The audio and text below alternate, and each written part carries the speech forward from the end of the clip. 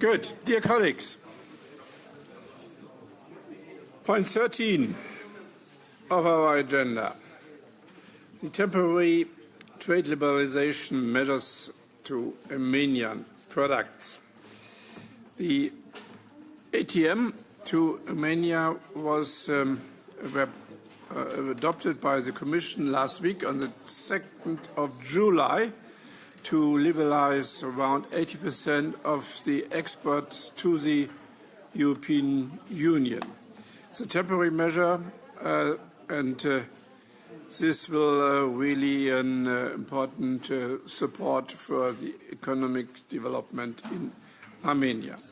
And to explain a little bit about the measures adopted, I'm happy that Ms. Eva Krautzer is here with us to explain the situation. She is Deputy Head of Unit for Europe and Eastern Neighbourhood. And it's totally clear that we will handle this proposal in a swift manner, I guess in a simplified procedure, so that this can come into force even quick. And to welcome also the ambassador of Armenia, and welcome to us and to listen to the discussion. Thanks a lot. And so I give now Eva the floor for 10 minutes. Thank you, Chair. Thank you for having me here today. Honourable members, good morning, good afternoon, everyone. This proposal is a response to recent moves by Russia to restrict imports from Armenia. Russia stepped up pressure on Armenia's pro-EU government ahead of the elections on 7 June in response to Armenia's growing aspiration for further integration with the EU. Shortly before the elections, Russia imposed an import ban on Armenian cut flowers, which represent 94% of total Armenian export of cut flowers. This added to existing measures that targeted already fish and some spirits and beverages. Following the elections, which were won by the incumbent government, Russia introduced a blanket ban on all quarantable plant products originating in Armenia. Following those restrictions, the Commission adopted on the 2nd of July a proposal to grant autonomous trade measures to Armenia. The aim is to support Armenian exporters in diversifying towards the EU market. Those measures will provide Armenia with temporary, for 2 years, tariff liberalisation for a wide range of products broadly similar to GSP Plus and duty-free TRQs on certain agricultural goods. This will liberalise almost 80% of Armenian exports to the EU. The measures will cover 99% of Armenian exports to Russia of plants, fresh fruits and vegetables, so almost the totality, and over 91% of exports of beverages and spirits, and cover almost 88% of Armenia's exports to Russia. I would like to stress the exceptional nature of these measures. Until now, ATMs have been reserved to EU candidate countries. So this shows the level of our commitment and support for Armenia. In more details, as I said, the GSP Plus was our basis, and we have excluded from this list products sensitive from industrial policy perspective.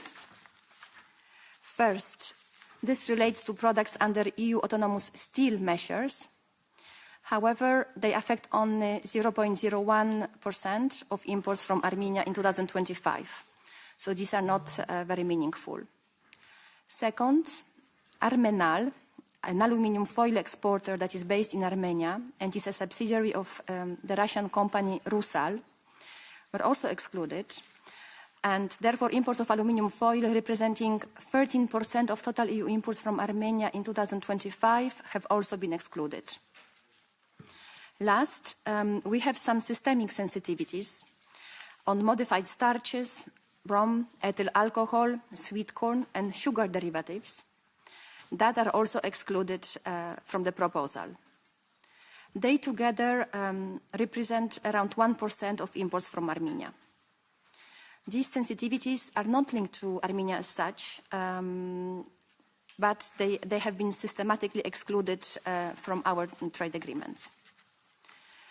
Most importantly, the GSP Plus list does not cover some of the agricultural products that were specifically targeted by Russia, such as tomatoes, which account for 5.5% of Armenian exports to Russia, and has also prohibitive seasonal exclusions for the main fruit and vegetable exports. We have therefore added certain fruits and vegetables, including tomatoes, and removed the seasonal limitations, while introducing TRQs for sensitive agricultural products. The added products include tomatoes and apples, and we have removed seasonality and introduced TRQs on cucumbers, grapes, pears, apricots, cherries, peaches, plums, and strawberries. I would like to also say that the existing entry price system will be maintained for all relevant fruits and vegetables. As a reminder, some of the important Armenian exports, such as brandy, molybdenum, and copper, already benefited from 0% duty, as the MFN rate on these products is already 0%. So the proposed ATMs will not change anything for these products. And finally, the proposal also includes a safeguard mechanism that can be activated in case of serious disturbances on the EU market caused by Armenian imports under the proposed autonomous trade measures. Thank you. Thanks a lot for the explanation. I now give our standing rapporteur the floor, Bogdan. Thank you very much. I will speak Polish, but very short. Ta sprawa. Colleagues, it's not a controversial issue, but it's urgent.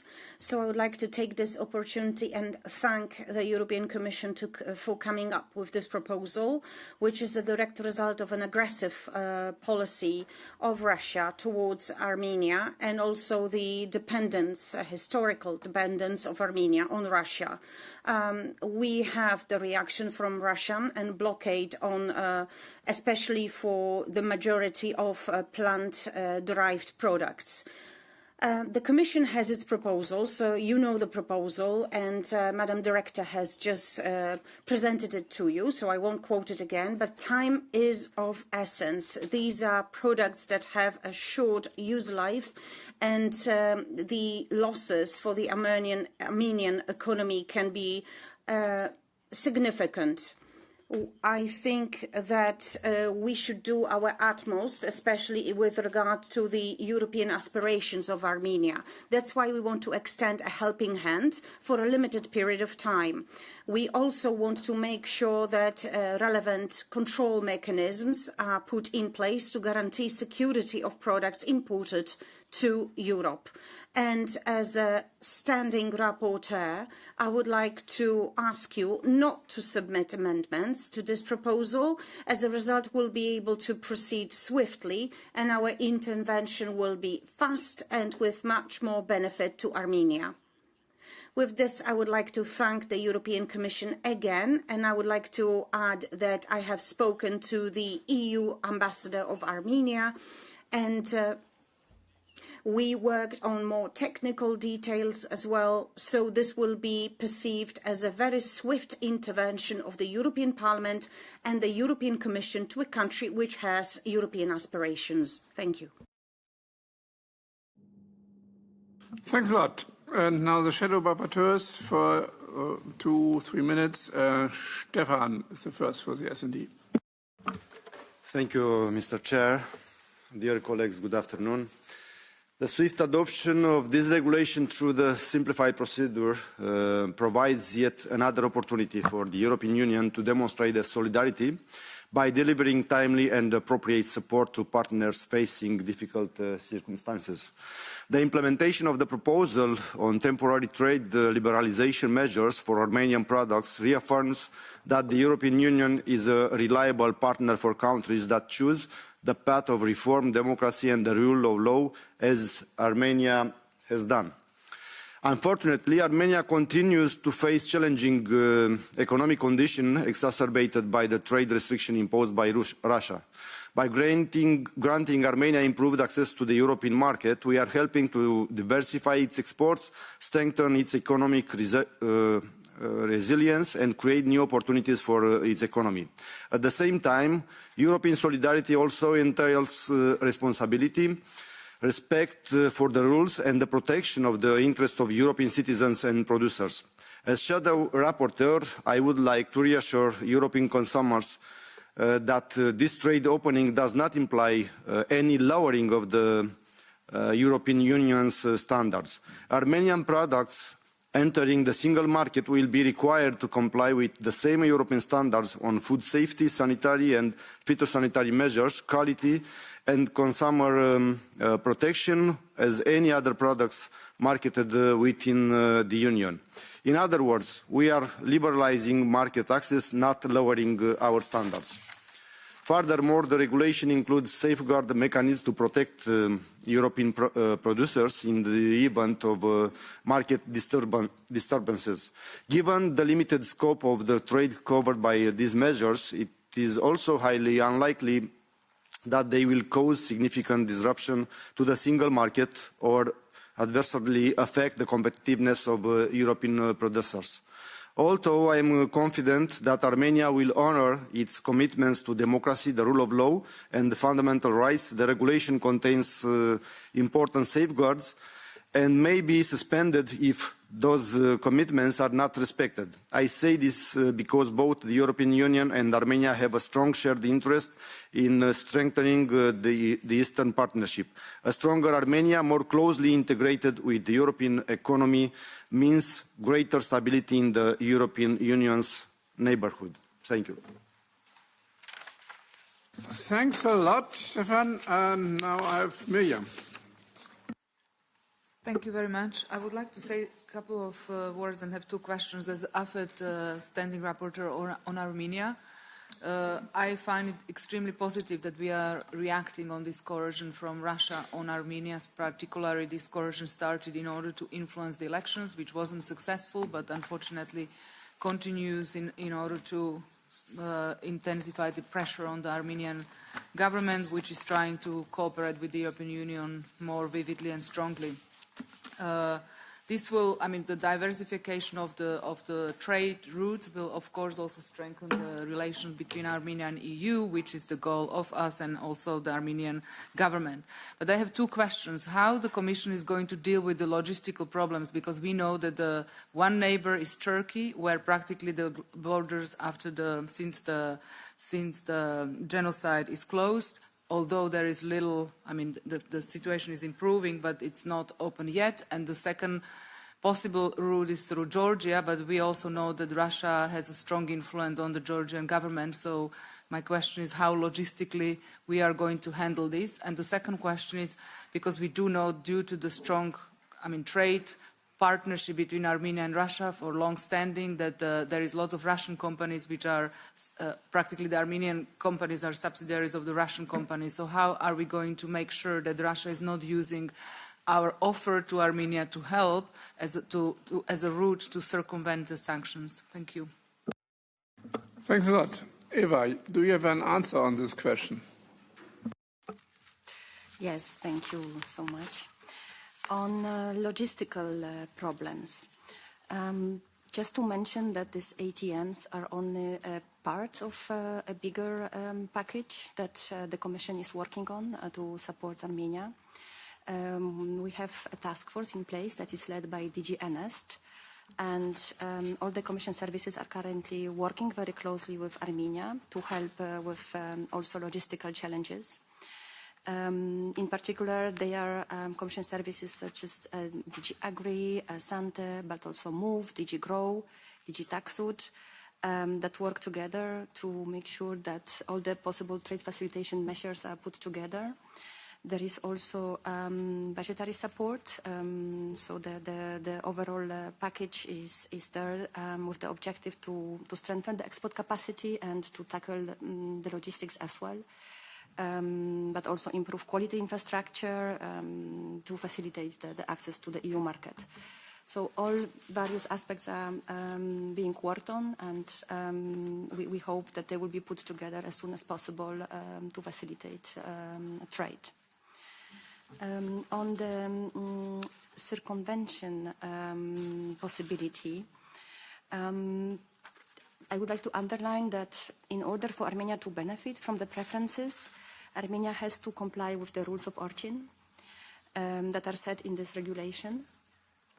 So in this sense, we also have included a provision that explicitly reinforces Armenia's obligation to collaborate with the EU in the verification of the origin of goods to prevent any risk of fraud or circumvention.